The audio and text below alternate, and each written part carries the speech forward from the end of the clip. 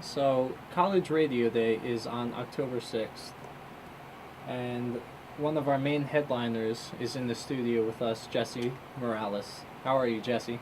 I'm alive. All right, that's fantastic. That's always a good sign, I guess we could say. Jesse's going to be playing from 12 to 1 on October 6th in the college, in the Union Commons, where College Radio Day is going to be being celebrated on campus. So be sure to come through and watch his amazing performance. Because I actually saw you perform at, I believe it was Sarah Street Grill a year or two ago, and man, you've got talent. I don't know about that. That place is probably the closest thing to a religion I've got going on. I'm in there weekly. Yeah, they're lovely open mic, and all the food is crazy, and all the staff is great. So all around, Sarah Street Grill is pretty rockin' joint. It's my personal favorite in town. All right, so diving into your music, I would say that your music is kind of like R&B with a little New Orleans touch to it. It's definitely very rhythmic. I'm not actually a terrifically good guitar player. There's lots of just throwing my hand at the strings until they make a pleasant enough noise. Honestly, that's how most people usually do it, I would say. It gives it a nice chunky blues vibe. You know, I just kind of sing about having bad days and getting into trouble. So what came first, the guitar playing or the singing? The singing came first for me. My sister, here's a funny one. She used to slap me around with a loaf of like white bread. If I didn't sing Disney movies or like her favorite musicals, like Chicago or man. Moulin Rouge. So I can recite both of those movies pretty much verbatim as they're rolling, and that's how I got into singing, and I've just been singing my whole life since. Wow, that's awesome. That's awesome. So I was gonna ask, how did you first get into music? Well, I guess your sister slapping bread onto you. She literally beat it into me. Who were the first couple of artists that you gained an attraction towards when you were young? Oh God, this is disgusting. Never Shout Never. For some reason, that stupid twerpy stuff was just my jam, and I would go around my high school with the ukulele. Oh, nice. Yeah, always raising terror. You're actually playing the uke that we have in here earlier. So, multi-talented man, Jesse Morlaes. Guitar, ukulele, you name it, any stringed instrument. I don't know about that. The only really cool thing, like I could say I do that most people can't, is I play a 6-string banjo tuned like a guitar. It's really a cheater's toy. I play that with a violin bow. Wow. And that makes some pretty funky noises. Yeah, I can imagine. I don't think I've ever seen that before. I had a friend show it to me and gave me my first bow and was like, "You got a banjo, give it a try." So I was like, okay. Well, I guess everything works out for a reason. When did you decide to start learning guitar? I tried 1,000 times to pick up guitar, and I would pick it up, play around with it, and gain no headroom. So I just kept putting it down until I had my first real girlfriend, and I was the last one to find out she was going into the Navy. Really? Yeah, she actually just like dropped that one on me. I was heartbroken, and it was like my first real big heartbreak. Yeah. So I was just distraught for months, and I used guitar as a coping mechanism. Hey, I picked dude. it up, and I learned a song that she used to play for me. It's "Pretend" by Secondhand Serenade. Wow. Yeah, and then I just kind of learned "Never Shout Never." God. Dude, whatever works, because if Here you I am tried now. picking it up before and that was what did it for you, then that definitely happened for a reason. Yeah, it was it's kind of cool that I have like a cool story. Yeah. Yeah. It's a little more unique than the rest. And everyone else is just like, "Oh, my dad plays guitar." It's like I'm the first member of my family to pick up the strings or really pursue music in any way. So no one was too particularly interested in music prior to you, except for maybe your sister with the Disney songs. She likes to sing, and she used to actually be pretty good at it, but she stopped for a little while. And she would fun around with the guitar. She knew how to play a couple songs, but it was like a toy for her. Yeah. Like a Rubik's Cube. If you handed me one, I can't solve it, but I know a buddy who can figure it out in 60 seconds or less. Oh yeah, I know one of those people too. We all do. Insane. Who would you say some of your influences are? Early on, it was Never Shout Never. That's what really got me into playing fun, energetic music. That's what I think I liked about it. It was always really fun and fast-paced. Nowadays, I actually had a close friend of mine turn me on to the Black Keys, and I was in the car coming back from a Denny's at midnight, and I heard Hozier, and both of those bands just rattled me to my core, so much so I've got a Hozier tattoo here. It's a From Work song, which I guess I'll play at some point. It's No Grave Can Hold My Body Down on a tombstone, a little hand coming out. That's cool, that's cool. Make sure the camera gets that. Yeah, there you go, buddy. So, major question. Where do you find inspiration when you're writing your own songs? For the most part, just whatever I'm really feeling. Whatever emotions are driving you at that current moment in time?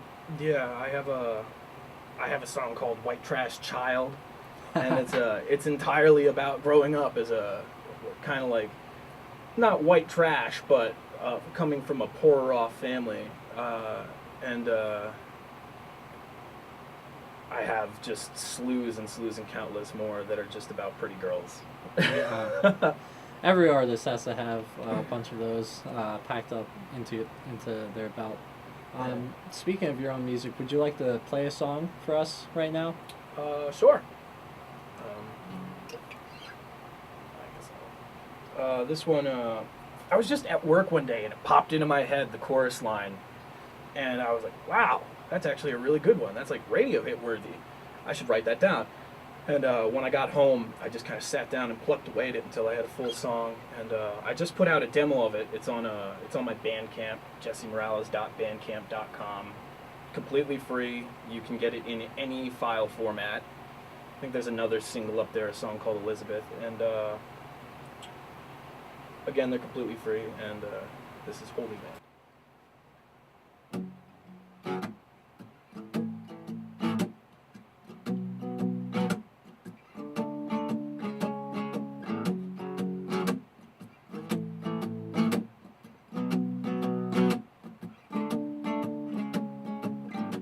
I've got some bad news. I've grown a taste for you. And there's an itching in the center of my chest that I can't seem to get to. And I think I need one, just a taste of your love. You know what I'm speaking of, the thing that pumps your blood. My estimation is descending in flames, but it's alright, alright, alright. She takes me to the Holy Land for less than holy man every time we've been together. Up to the place of right for every man that likes to make a memory, wouldn't tell his mother. Oh, love is sweet like sugar.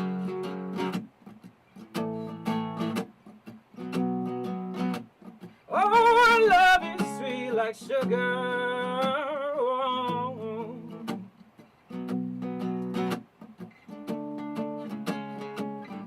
I've been so strung out in the moments when you're not around. A cold sweats, red eyes in my head, and I can't get straight. No way, no how. I think I need one, just a hit, just a dose, just a dope, just a of that thing that you're serving up. Yeah, your skin, your blood. Oh, in the business of spreading the wealth, baby, it's your turn, your turn, your turn. She takes me to Holy Land for less than holy men every time we've been together. Up to the place of right for every man that likes to make a memory, wouldn't tell his mother. Oh, love is sweet like sugar. He won't kiss you like I do. Lick the sweat from your lips. He won't grab you by your hands or pull you by the wrist. He won't look at you like you're something to eat. But darling, you're my feet. And she takes me to the holy land for less than holy men. Every time we've been together, up to the place of right for every man that likes to make a memory. He wouldn't tell his mother. Oh, she takes me to the holy land for less than holy men. Every time we've been together, up to the place of right for every man that likes to make a memory. He wouldn't tell his mother. Oh, love is sweet like sugar. Wow, that was awesome. I gotta give like a little round of applause for Thank you that. very much. Oh, thank you. Man. Studio friends. I really like that one line where you're like, he won't look at you like you're something to eat. Like, that really resonated with me, I feel like. I mean, just, it's a fun metaphor. Yeah, you know? exactly, yeah. Oh, man, that was awesome. Looking at someone like they're food. What was going through your mind when you were writing that? Man, I need to get this apartment done because I was renovating an apartment for my boss. I was like, man, where's my other putty knife? I can't find it for the I was sheetrocking at that point, and I couldn't find my small 4-inch knife, and I was just going around like mad. I had my music blasting, and for some reason that line popped in my head. I remember I was going up the steps of the stage right or stage left VIP box. Was that at the Sherman? Yeah, I was just going about my day at work, and oh, that's a good line. I should write that down somewhere. Cool. Hey, whenever inspiration strikes, you know, yeah. it could be at any point in the day, regardless of what you're doing, it'll just like pop up there. Oh, yeah. That's cool stuff. I was actually gonna bring up the Sherman because we were talking about how we both used to work there. Well, you still work there. I was gonna ask you what was like your best show experience being at the Sherman. You know, it's funny, for working at a concert venue, I'm not really a concert guy. Really? I very rarely go out to them because we're allowed to just go to concerts. Yeah, as yeah. We work there, and as long as you're like one of the full-time guys. But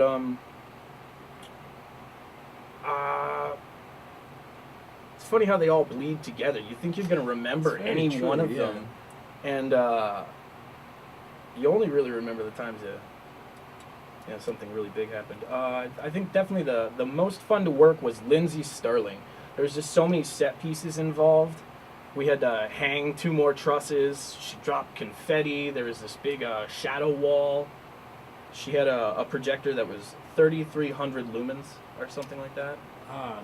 These are just random words to me. I don't know what they mean. Oh, it was a big production. But I think the most fun I've had going to a show, I went to Rise Against. I actually called out. My boss was so cool. He took my shift for that night. I was supposed to help with the loadout. Really? Yeah, and he took the loadout shift for me. And I crowd surfed to what's the song? Kills me not to know this, but I've all but just forgotten. Savior? Yeah. Yeah, I crowd surfed to that one. And the first thing that happened, of course, I went about 2 feet and got dropped flat on my back on the concrete. I got up, everyone's like, are you okay? Are you okay? I'm like, it's a rock concert! Yeah. And my buddy, who was also there, he walks over, he goes, were you trying to go up? He's a big, beefy dude. I go, yeah, and he just threw me back up like it wasn't a problem. And people were pretty cool about it. I was like back and forth across the crowd. They just didn't put me down. Yeah, no, that's wild. I tried crowd surfing once, and it did not go too well because I was part of the crowd. I tried getting people like to lift me up, but this was at the governor's ball, and I didn't really know many people there. I was just there with my girlfriend, and no one was willing to pick me up because I feel like because I wasn't a hot chick, you know, they wouldn't pick me up. So it's whatever. I'll have my experience one day. But how about your own shows? Do you have any crazy stories from places that you've performed at?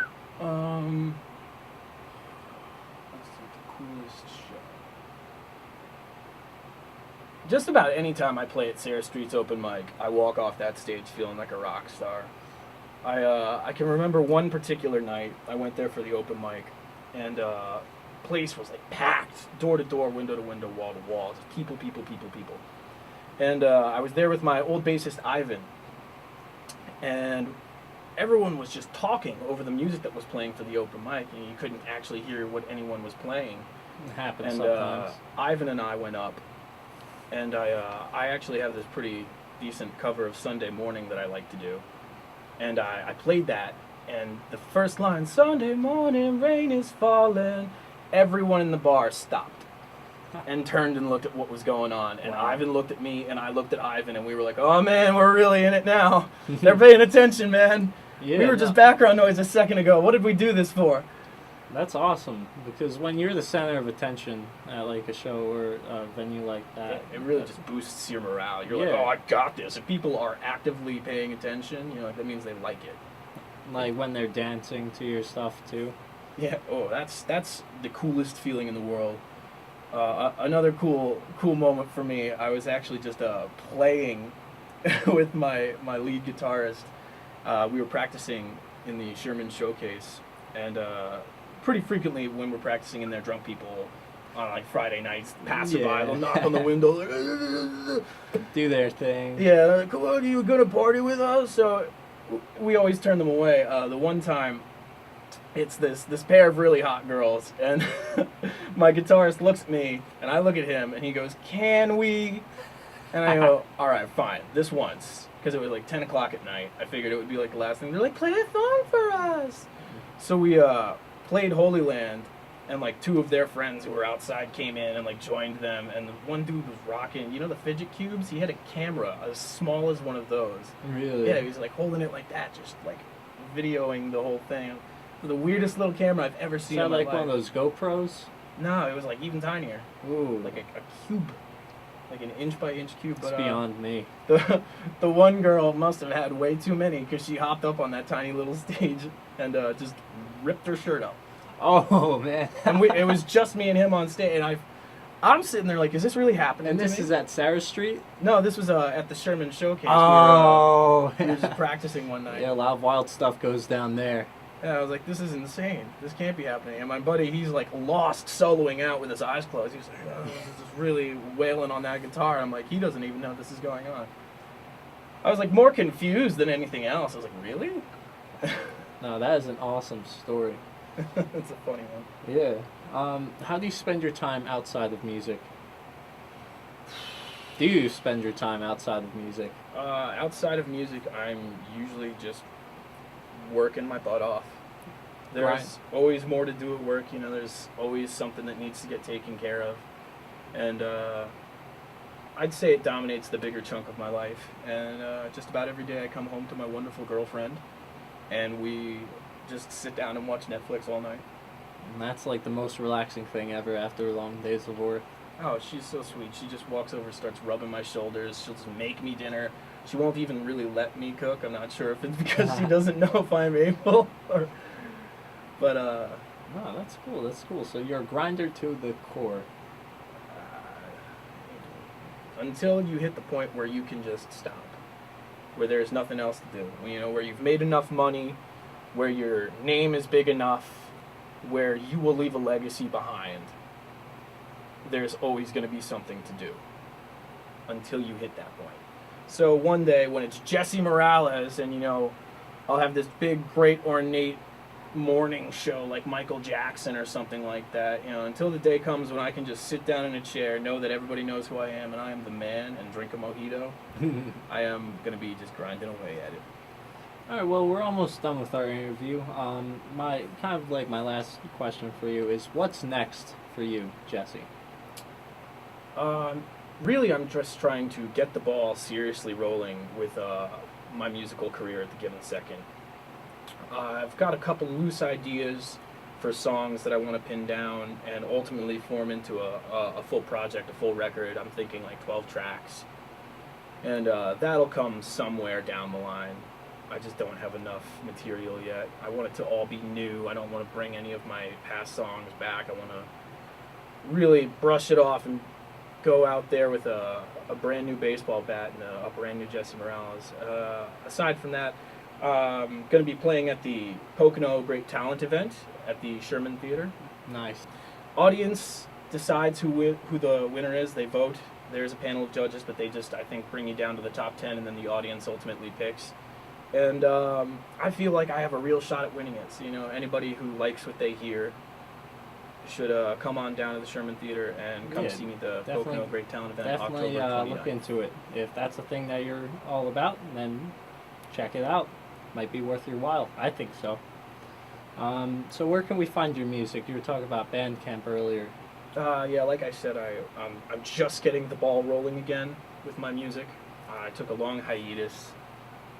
I just had to grow out of my old style and That's fair. really find myself in there with the blues. And you can find 2 songs completely free in any file format on my Bandcamp, Jesse Morlaes, all one word, .bandcamp.com. And have at it. Knock yourselves Awesome. out. Well, that's all that I got. Would you like to take it away with one last song? Yeah, sure. Awesome. Let's hear it. I think it's going to be a cover at any rate, and I'm just trying to pick between Sunday Morning or Leroy Brown. Well, you can't really go wrong with Leroy, I feel. All right, Leroy Brown it is.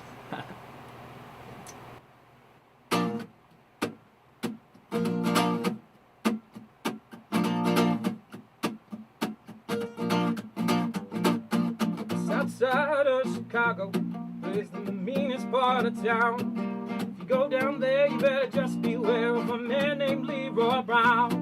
Now Leroy, he a gambler, and he likes his fancy clothes, and he likes to wave his diamond rings under everybody's nose.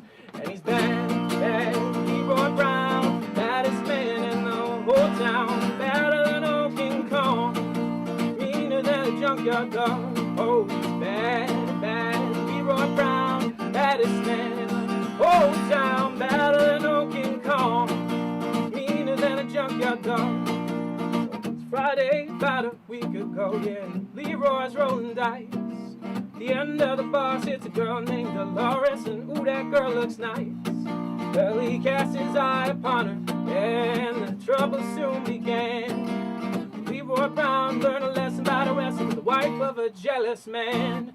And he's bad, bad Leroy Brown, the baddest man in the whole town, better than old King Kong, meaner than a junkyard dog. I said he's bad, bad Leroy Brown, the baddest man in the whole town, better than old King Kong, meaner than a junkyard dog. Well, 2 men took to fighting when they pulled him from the floor. Well, Leroy Brown looked like a jigsaw puzzle with a couple of pieces gone. And he's bad, bad Leroy Brown, baddest man in the whole town, better than no King Kong, meaner than a junkyard dog. I said he's bad, bad Leroy Brown, baddest man in the whole town, better than no King Kong, meaner than a junkyard dog. Oh, he's bad, bad Leroy Brown, baddest man in the town, better than no King Kong, meaner than a junkyard dog. Jesse Morlaes, everyone. Jesse, thank you very much for coming on to Whatever I Feel Like. It was a pleasure having you. Thank you very much. It was nice to be here.